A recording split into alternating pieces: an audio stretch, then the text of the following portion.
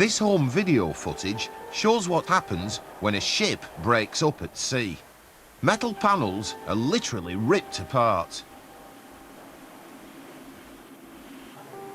The cargo and fuel are lost.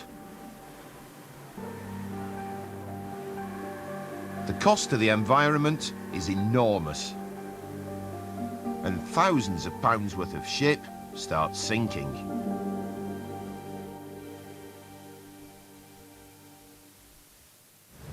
Ships are built from steel. It's readily available and it's strong. There's only one problem. It rusts, making it flaky, weak and dangerous. Disasters at sea can be kept to a minimum if we understand why steel goes rusty. An investigation is set up to find out if it's because of the water, the salt in the sea, or maybe even the air.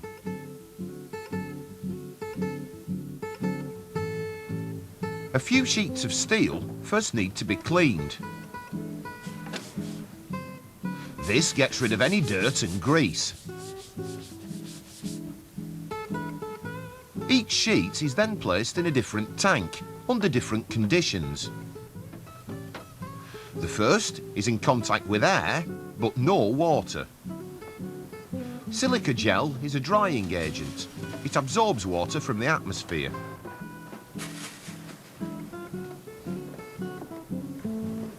A piece of cling film over the top stops any more moisture getting in.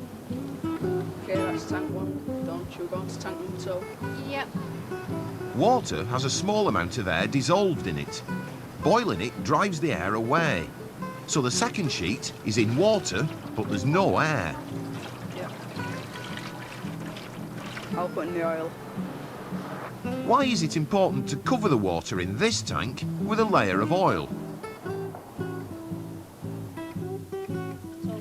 Half filling a tank with pure water and leaving it open to the air means this piece of steel is exposed to both air and water. And finally, the fourth piece of steel is in contact with air and salt water. Rust doesn't appear straight away. The tanks need to be left for several days, allowing us to find out what steel is made of and the story of its discovery. Steel is made from iron. It's a metal which has to be extracted from iron oxide. Iron oxide is found in red rock. To get pure iron, oxygen has to be removed. This discovery was made by accident over 5,000 years ago.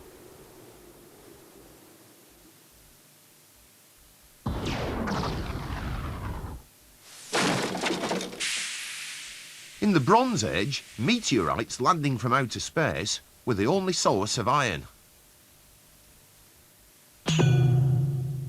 This newfound metal was much stronger than bronze.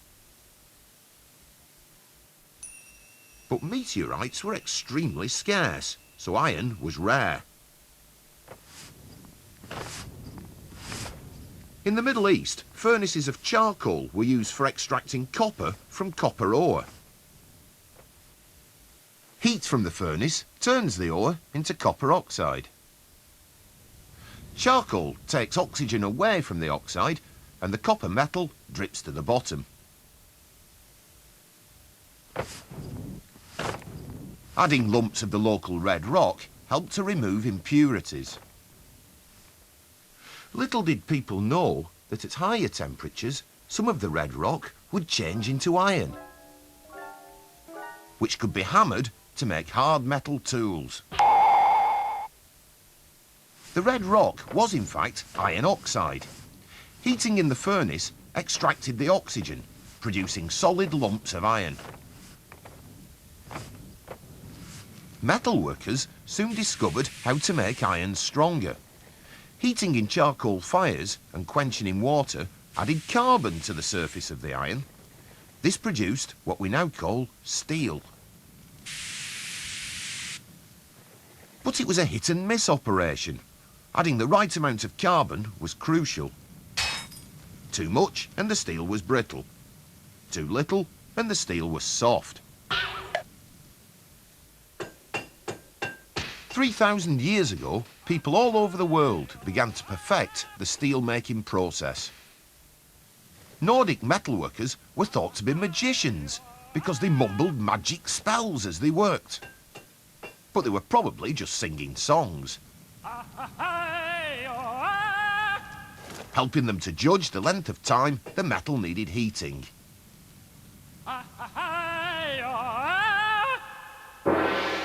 The secret of hammering to help turn iron into steel reached all corners of the world. The theory was practice makes perfect. In Africa, they built furnaces where the correct balance of carbon and iron meant that steel could be made directly from iron ore. But it was difficult to get perfect steel. Today, making steel is big business. The process has been refined, ensuring the right amount of carbon is added every time.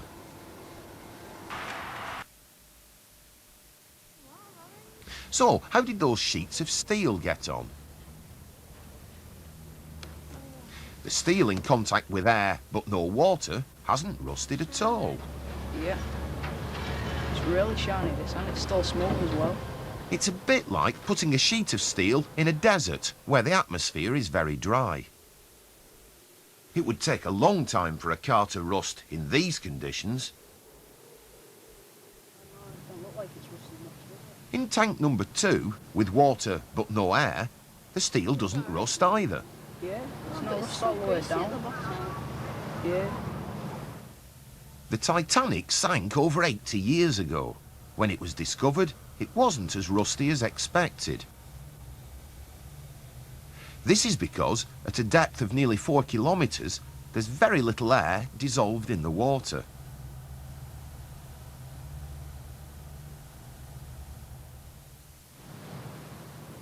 In the third tank, the sheet of steel in contact with both air and water is very rusty. It's the iron which is reacting. It reacts with oxygen in the air and water to form the orange compound we call rust. An electron microscope's view of rust shows it magnified 5,000 times. It looks like a sponge. It's these air spaces that make rust so weak and crumbly. Oh, this one's definitely wet. Putting salt in the water speeds up the rusting process. Look at it, it's even rusted all the way to the top. So no wonder ships go rusty.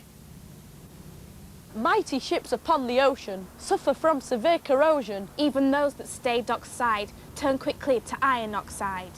When water's salty, wind is gusty. Things start getting truly rusty. Not just ships, all things of steel. Bridges, buses, a train wheel. We can find it, We can measure it. we can even learn to treasure it, we can gather it, we can weigh it. We can coat it. We can spray it. We examine and dissect it, but the steel, we must protect it. So to keep rust out of sight, It's a battle we must fight. it's a race and win we must. Beat the clock against the rust. Our battle against rust is primarily one of slowing it down. We can do this by protecting the steel from oxygen and water. Every 2 years, ships like this one are brought into dry dock. It needs to have any rust patches removed and to be newly protected. Morning, Mark. Morning, Tommy. How are you? Fine. Let's have a look at this dry docking then. I'm a bit concerned about the major corrosion areas. Certainly these sort of patch areas here. We're going to high pressure wash the whole ship first, yeah? Yes. And if I one coat of primer, and then the finish coat. The finish coat to the orange. Yes. What sort of quantity of paint do you think for this area here? About 250 litres per coat for the top sides, and about 500 litres per coat for the underwater area. Right, well, look, we'll certainly get that organised today, and then we can get on with the work.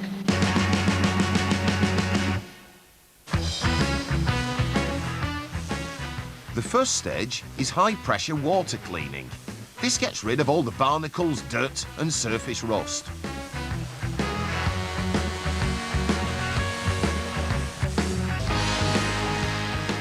But some rust penetrates deep into the steel. This has to be removed by blasting.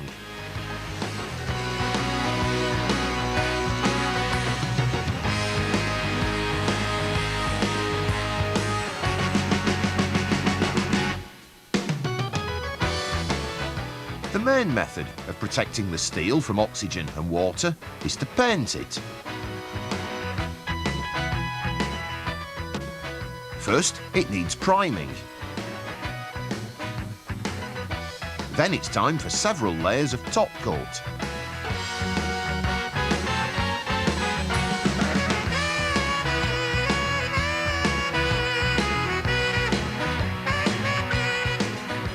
"23,000 litres of paint later, and the Joe Ebony is finally ready to face the seas again." If steel rusts so easily, why not make ships out of a different metal? Taking a range of different objects, there's only one way to find out. Cleaning gets them back to the bare metal. There's an aluminium pan, some copper piping, a gold ring, a stainless steel teapot, and a steel bike chain. Then it's time for a dip.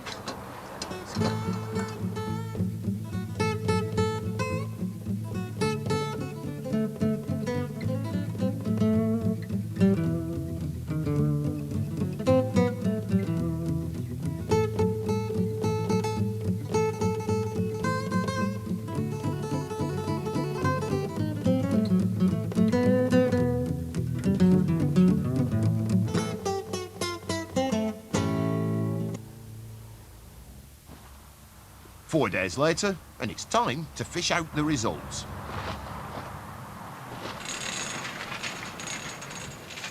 First, the gold ring. Look at it. Perfect all the way around. It hasn't changed. Gold is a very unreactive metal, but it's no alternative to steel. It's too soft and far too expensive. There's like no on it at all. How about the teapot? It hasn't changed either. Stainless steel looks to be a good alternative to ordinary steel. It's made by adding small amounts of chromium during the steel making process. This stops it from rusting.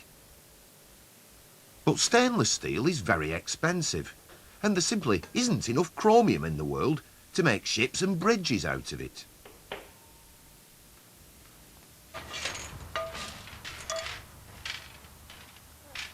The aluminium pan looks much duller.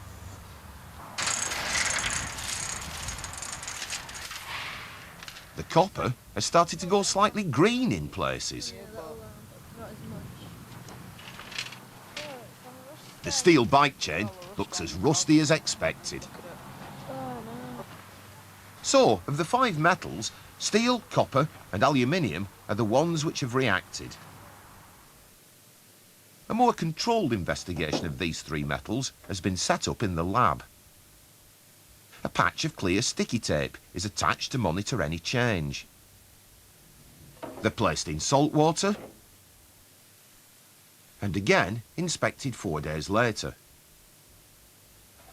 Looking at the aluminium, the area covered with tape is still shiny. It hasn't changed at all. The rest is duller. It has reacted with oxygen to form a coating of aluminium oxide. This oxide layer isn't weak and crumbly like rust. In fact, aluminium is one of the best alternatives to steel, but it's very expensive. It's only used for making objects where weight is the main consideration.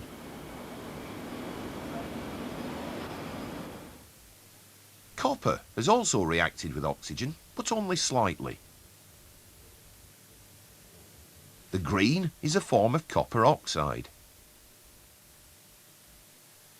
Like aluminium oxide, copper oxide doesn't weaken the metal. Copper is used for water pipes and wires, but it isn't strong enough to be a replacement for steel. It's only the steel which rusts. There's still no real alternative. Steel is strong, cheap and widely available. So when building large structures like bridges, engineers have to take rust into consideration. This is the Humber Bridge in the north of England. It's the world's longest suspension bridge and is made out of 30,000 tons of steel. Costing over £11 million to build, it's meant to last 120 years. So making sure it doesn't rust is essential. 6 million cars cross the bridge every year. For extra strength, engineers reinforced it with a hollow steel box running the entire length of the road. Paint protects the outside from the weather, but inside the huge steel chamber, paint isn't necessary. The most important thing is to keep it dry. Dehumidifiers do this by extracting any moisture from the air.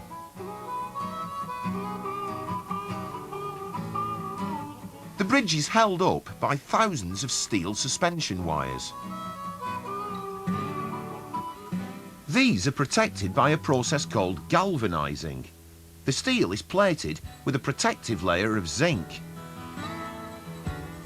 The zinc reacts with oxygen and forms zinc oxide, a strong substance which adds further protection. Every few years, the bridge has to be painted. Its straightforward shape makes this easy.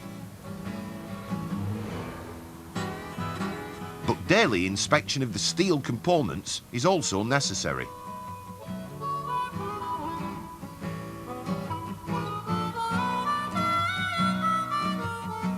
Large steel bolts hold up the suspension wires at the top of the bridge. It's vital that they don't rust. As soon as there's any sign of rusting, maintenance staff replace them straight away. Daily rust prevention, combined with careful future planning, keeps the bridge safe. The road's surface needs to be kept free from ice. Salting the road would only speed up the rusting process. An alternative de-icer called urea is used instead. All these combined efforts make the Humber Bridge a rust-free zone. Unlike the steel Forth Rail Bridge in Scotland.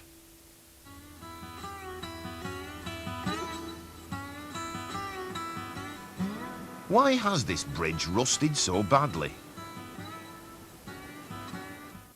What sort of things can be done to save bridges and ships from the rust blues?